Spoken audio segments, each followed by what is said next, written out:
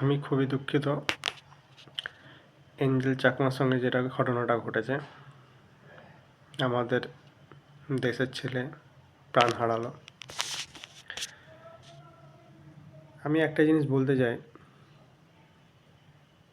আর স্টেটের ছেলেপুলেদেরকে আমি বলছি না, আমি বাঙালি ছেলেপুলেদেরকে বলছি। বাঙালি ছেলে মেয়ে গুরুজন যারা আছে তাদেরকে বলছি, আমরা বাঙালি।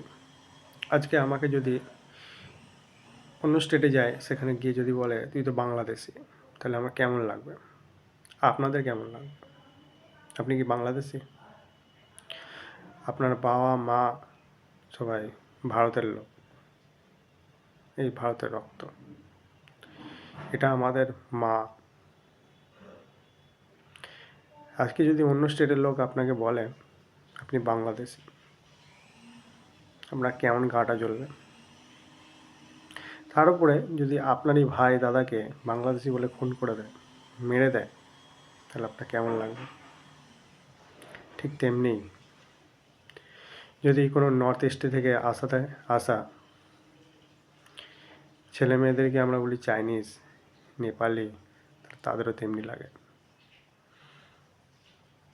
বুঝেছেন? তাই চেহারা দেখে, গায়ের রং দেখে কাউকে বিচার করবেন না। তোমার যদি সন্দেহ হয়, তুমি তাকে জিজ্ঞেস করো কোথা থেকে ভাই। তোমার যদি তাও সন্দেহ না মেটে, আধার কার্ড দেখো বা আইডেন্টি কার্ড দেখতে চাও, তুমি যদি দেখো যে আইডেন্টি কার্ডে ইন্ডিয়ান লেখা আছে, নর্থ ইস্ট লেখা আছে, আসামি লেখা আছে, মিজোরাম লেখা আছে,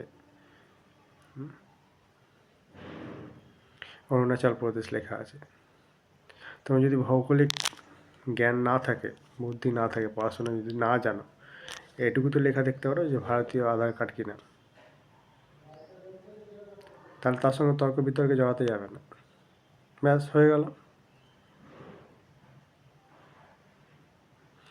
সাইড কেটে যাবে, তুমি তোমার কাজ করো। ভাই এত টাইম তোমাদের কাছে? কোথায় তখন বম ব্লাস্ট হয়ে যাচ্ছে, হ্যাঁ, তখন তো তুমি দেখতে পারো পাশের ঘরের লোক কী করছে না করছে। ইলেকট্রনিক্সের কাজের নাম করে বম বানাচ্ছে কিনা তা তো দেখতে পাচ্ছ না, বাজি বানানোর নাম করে বম বানাচ্ছে কিনা তা তো দেখতে পাচ্ছ না।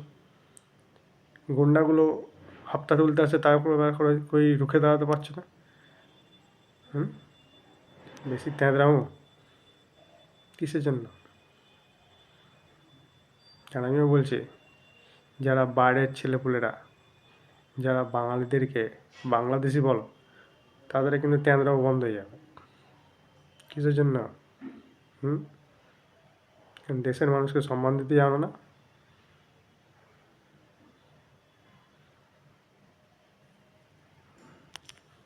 ব্যাস এটাই বলা ছিল। জয় হিন্দ, জয় ভারত।